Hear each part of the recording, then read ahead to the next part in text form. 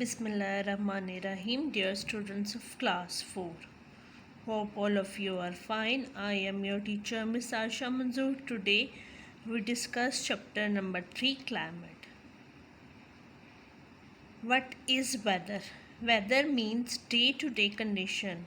Day to day condition का मतलब है रोज़ बरोज़ का मौसम। जैसे किसी दिन गर्मी होती है, किसी दिन सर्दी होती है, किसी दिन बारिश हो जाती है, किसी दिन खुश्क मौसम या गर्म मौसम होता है और किसी दिन बादल आ जाती हैं।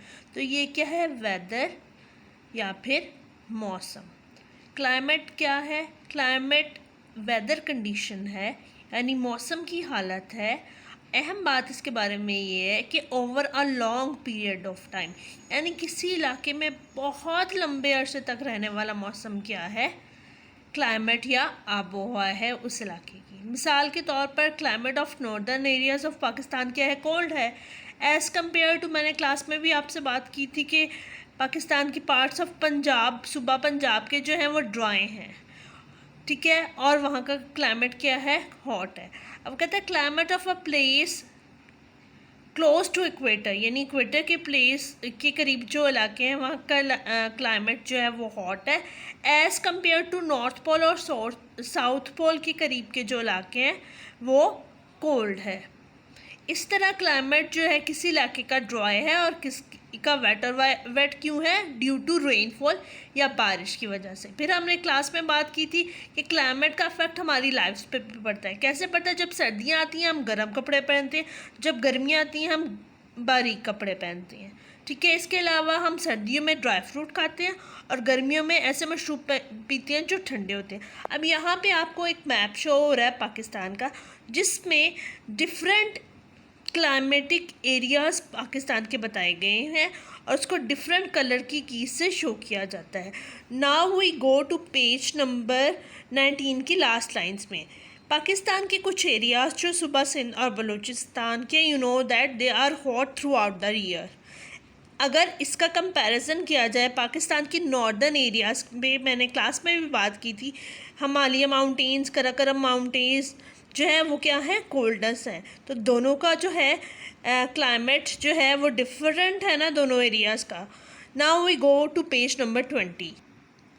बेटा, फैक्टर्स अफेक्ट क्लाइमेट, यानी वो चीज़ें जिसकी वजह से क्लाइमेट या आबोहवा मुतासिर होती है या फ़र्क पड़ता है किसी भी इलाके की, वो क्या है? फर्स्ट है रेनफॉल या ह्यूमिडिटी। ह्यूमिडिटी की बात हमने पहले भी की थी। ह्यूमिडिटी क्या है? क्लास में भी डिस्कस किया था। ह्यूमिडिटी है नमी, हवा में नमी या बारिश जो है वो भी बहुत अहम किरदार अदा करती है किसी इलाके के क्लाइमेट को डिटरमिन करने के लिए। ना सिर्फ क्लाइमेट बल्कि फसलें उगाने के लिए भी मैंने आपको बताया था क्लास में कि जब गर्मी और बारिशें होती हैं तब हम चावल की फसल काश्त करते हैं या राइस ग्रो करते हैं, क्योंकि वो क्लाइमेट उसको सूट करता है।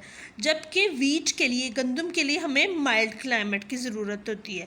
फिर सम पार्ट्स ऑफ पाकिस्तान जो है जस्ट लाइक मरी, ठीक है, और नारान कहान, वहाँ पे बहुत ज़्यादा रेन होती है एज़ कम्पेयर टू पाकिस्तान के कुछ पार्ट्स जिसमें डेजर्ट एरिया या सहरा का इलाका आता है, वहाँ बारिशें बहुत कम होती हैं। तो हम कह सकते हैं ना रेनफॉल भी इफेक्ट करता है क्लाइमेट को।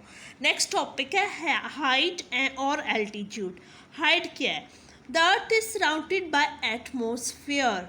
एटमॉस्फेयर क्या होता है? पहले वो उस पर डिस्कस करते हैं। एटमॉस्फेयर होता है बेटा हमारी ज़मीन के गिर्द गैसेस की एक लेयर है जिसे एटमॉस्फेयर कहते हैं, और वो क्या है? बहुत कोल्ड है, ठीक है। जैसे जैसे हमने क्लास में भी डिस्कस किया था कि जब हम माउंटेन एरियाज़ की तरफ जाते हैं और माउंटेन पे चढ़ते हैं तो क्या होता है? क्लाइमेट जो है वो कोल्ड हो जाता है। और जैसे जैसे हम कोस्टल एरियाज़ का भी मैंने क्लास में बताया था, क्या होता है कि साहली इलाके या समुंदर के पास के इलाकों की तरफ आता है तो क्लाइमेट हॉट हो जाता है। तो क्या है? हाइट भी डिटर्मिन करती है आपके क्लाइमेट को। Then closeness to the sea. Closeness to the sea का मतलब होता है समुंदर के पास के इलाके। अब कहते हैं जो समुंदर के पास के इलाके हैं वहाँ पर क्या होता है? मैंने क्लास में डिस्कस किया था कि सुबह के वक्त जो है बाज़ इलाकों में गर्म टेम्परेचर होता है, जबकि रात के वक्त ठंडा हो जाता है। अब वो ठंडा क्यों होता है? क्योंकि समुंदर की तरफ से कूल ब्रीज़ कहते हैं ठंडी हवाओं को चलती हैं समुंदर की तरफ से ज़मीन की तरफ या साहली इलाकों की तरफ, जिसकी वजह से टेम्परेचर जो है वो ठंडा हो जाता है। फॉर एग्ज़ाम्पल कराची जो है, कराची का टेम्परेचर क्या है? टेम्परेट है, ना बहुत ज़्यादा गर्म है ना बहुत ज़्यादा ठंडा है। Now we discuss sheltered area. Shelter क्या होता है? पनाह, ठीक है।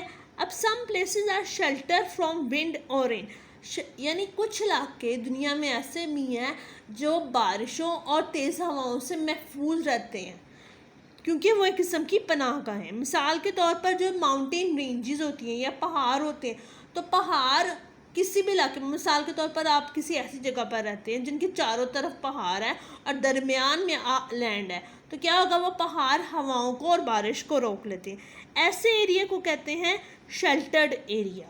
अब ये जो शेल्टर एरिया है उसमें क्या होता है कि माउंटेन्स बैरियर बन जाते हैं, रुकावट बन जाती हैं। अब माउंटेन्स की एक साइड पे बारिश हो रही है और दूसरी साइड पे बारिश नहीं हो रही, तो इस तरह का केस शेल्टर्ड एरिया का कहाँ पे है? पाकिस्तान के इलाके में चित्राल और गिलगित बल्तिस्तान पे है। वो क्या है? रेन शेडो या शेल्टर्ड एरिया है।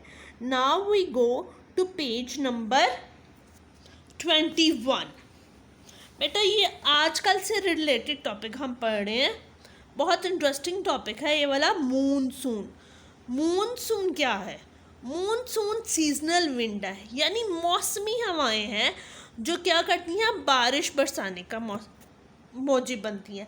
आजकल आपको पता है किसका मौसम है? बरसात का मौसम, या फिर उसे कहा जाता है मूनसून का मौसम, क्योंकि इस मौसम में सीजनल विंड मौसमी हवाएं चलती हैं जून से सितंबर तक। कहाँ पे चलती हैं? सब कॉन्टिनेंट में और साउथ ईस्ट एशिया में। और ये हवाएं किसकी कॉज बनती है?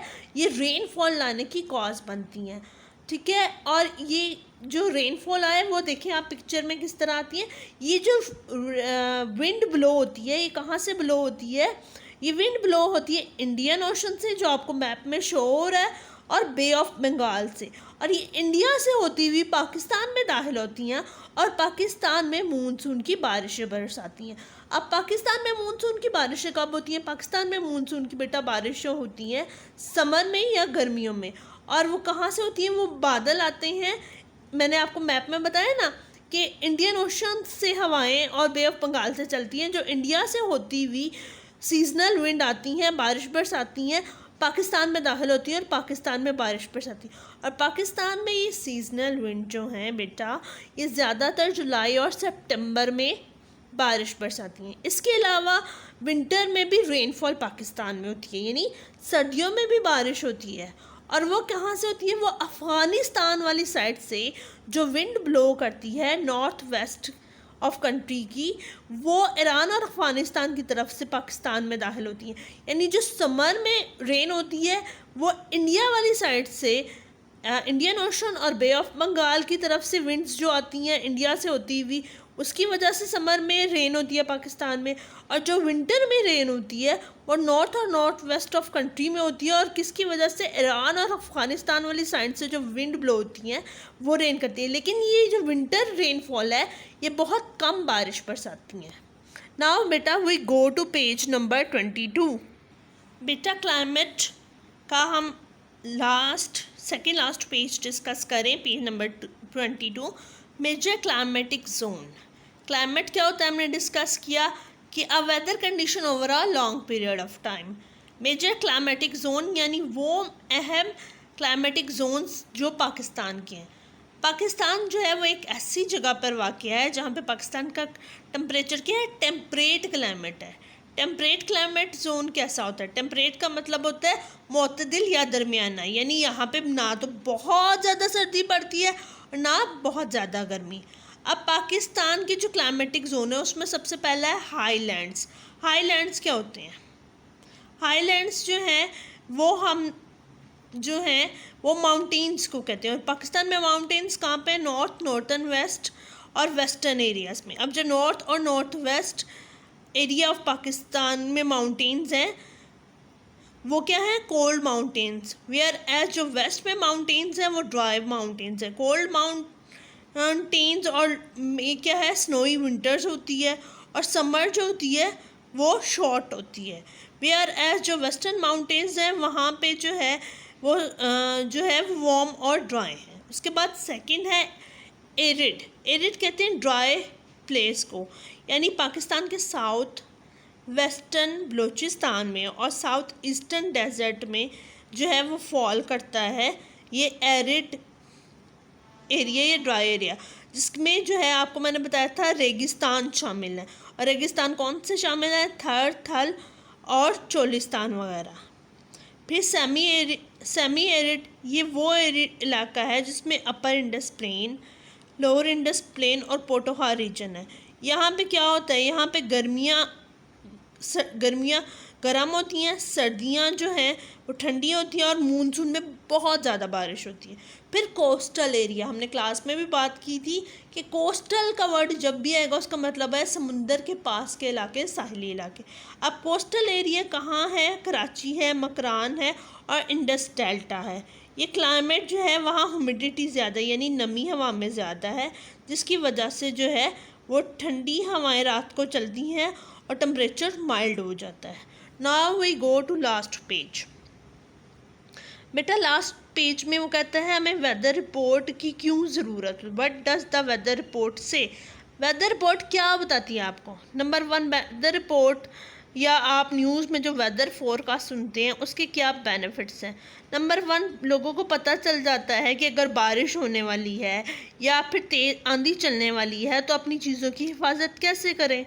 नंबर 2, अगर कोई किसान फसल उगाने लगा है तो अगर बारिश नहीं होगी और उस फसल के लिए बारिश रिक्वायर्ड है, जैसे मैंने बताया था चावल की काश्त के लिए बरसात का मौसम या मानसून का मौसम मौजू है। क्यों? क्योंकि चावल उगाने के लिए वेट और हॉट टेम्परेचर रिक्वायर्ड होता है।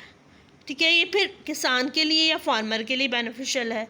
देन गवर्नमेंट को जो है कोई नई डेवलपमेंट करने के लिए भी वेदर फोरकास्ट का पता चल जाए तो वो अहम होता है। फोरकास्ट इसलिए भी ज़रूरी है कि अगर कभी किसी एरिया में जो है फ्लड आना हो, ठीक है, तो बारिशें ज़्यादा होनी हो तो उसमें भी ये हेल्प आउट होता है। नाउ बेटा हम सेकंड पार्ट वीडियो का करेंगे, पार्ट 2 इस लेक्चर का। उसमें हम एक्सरसाइज ऑफ बुक और वर्कशीट करेंगे।